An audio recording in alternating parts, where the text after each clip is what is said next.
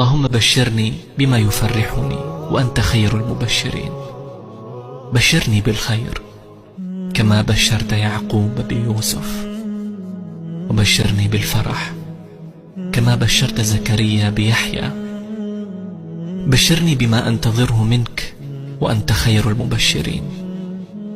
اللهم إني أسألك القبول بين الخلق. اللهم يسر لي الخير حيث كنت وحيث توجهت. سخر لي الأرزاق والفتوحات في كل وقت وساعة. يسر علي كل صعب، هون علي كل عسير. احفظني بما ينزل من السماء وما يخرج منها. اللهم صل وسلم وبارك على سيدنا محمد وعلى آله وأصحابه أجمعين. ازيكم حبايبي، عاملين ايه؟ يا رب تكونوا بخير وكل سنة وانتم طيبين، وربنا كده يجعل كده رمضان يجي علينا كده واحنا كلنا فرحانين ومبسوطين يا رب العالمين. النهارده بقى انا هعمل رز بلبن زي ما انتم شايفين كده الجمال دوت. انا النهارده صبيته في علب، انا لا مش هبيعه، لا ده انا عاملاه لعيالي كده، بس انا حبيت اعمله في علب عشان اغطيه بالغطا واحطه في التلاجة. مهما يقعد في التلاجة عندك طبعا ما تلاقوهوش اللي هو يلقط ريحة او ان هو يفصل مية كده او حاجة. اما يبقى العلبة متغطية بتبقى حلوة قوي قوي، يعني مهما يقعد في التلاجة ما يتغيرش برضو طعم. انا هوريكم بقى النهارده انا عملت الرز اللبن ده ازاي.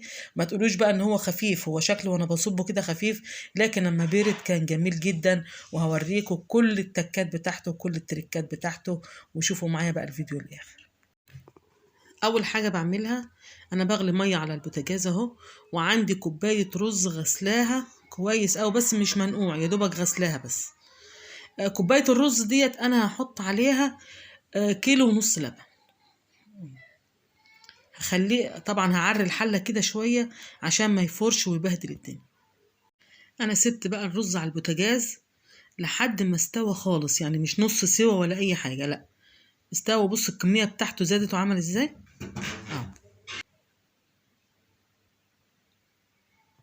استوي يعني ايه، خلاص كده. عندي بقى اللبن انا هحطها على العين التانية. لو انت عندك اللبن فاكك ما يتغليش عادي، يعني ممكن تعمليه من غير غليه، لكن انا اللبن بتاعي كان في الفريزر فانا طبعا غليته. انا حاطه اللبن اهو في الحله. هقلب بقى الرز شايفين اللبن؟ هقلب بقى الرز اللي انا سلقاه ده على اللبن. الطريقه دي هتخلي لك بقى الرز ما يلزقش في الحله نهائي، يعني تبص تلاقي تنزلي كده كل الرز ما تلاقيش لا لازق في القعر بتاع الحله ولا اي حاجه، تلاقي الحله نظيفه تماما من تحت. احسن ما كنت ان انا بعمل كله في حله واحده، كنت بسوي الرز واروح احط عليه اللبن، لقيت الطريقه ديت احسن. خلاص الرز كده مستوي، هياخد بقى ايه، يتشرب من طعم اللبن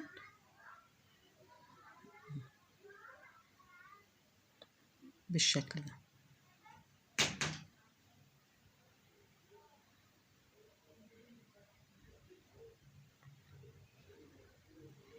هسيبه بقى على النار حوالي كمان ربع ساعة كده، مع ان انا اقلب كل شوية لحد ما كله يتهري في قلب بعضه كده.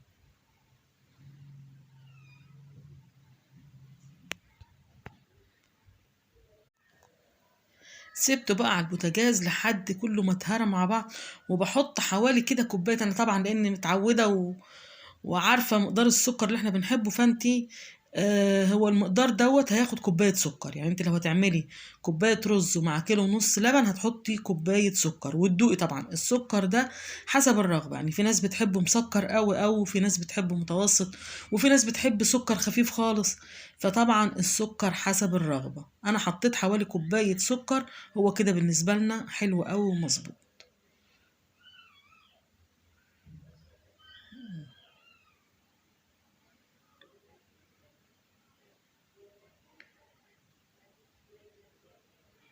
اقلب بقى لحد السكر كله ما يدوب.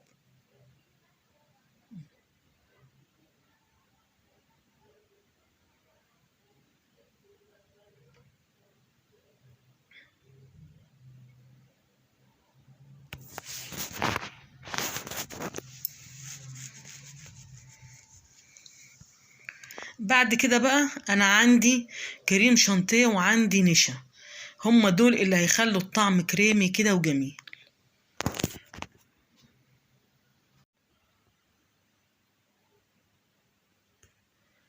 هحطهم بقى الاتنين كده على بعض في شوية مية، حوالي 3 معالق من كريم الشانتيه و3 معالق برضو نشا.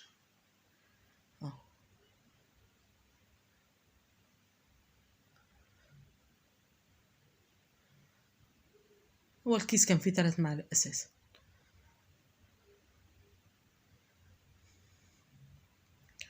واقلب بقى كله مع بعض.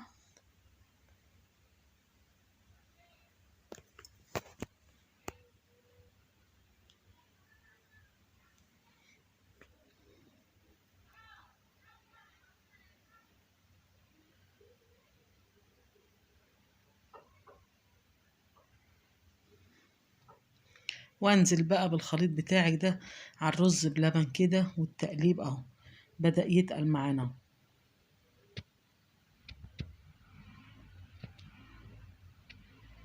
اهو بالشكل ده.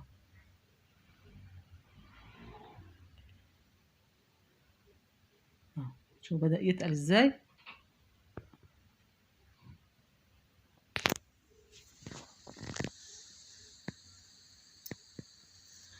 بسيب بقى النشا كده في الرز حوالي دقيقتين عشان النشا برضو طعمه يستوي، ما يبقاش باين كده في الرز. انا موطيه النار مع التقليب بقى المستمر. هي دي بقى الشطاره بتاعتك، ان هو ما يلزقش تاني في الحله من تحت اهو. وهقلب كده لحد النشا ما يستوي. يعني ما ينفعش احط النشا كده وتقليبه وايه واطفي، لا، النشا برضو ليه سوا وبيعوز يستوي عشان ميبقاش طعمه باين. وكل ما بيبرد كل ما بيتقل. غرفته بقى في العلب زي ما انتوا شايفين، بس ايه فاضل كده كام طبق. العلب خلصت فانا حطيت بقى في اطباق. شايفين بقى عامل ازاي اهو. ولا الطعم بقى يا سلام، حاجة كده فاخر من الاخر. يا ريت بقى اللي شاف الفيديو يحط لايك، واذا كنت بتشوف القناة لأول مرة يا ريت اشتراك. والسلام عليكم ورحمة الله وبركاته. يا ريت بقى تجربوا الرز بالمقادير اللي انا قايله لكم عليها دي، والله هيطلع عظمة. شايفة عامل ازاي، ولا خفيف ولا اي حاجة، مظبوط كمان. ده هو لسه سخن، يعني لما يبرد هيتقل اكتر.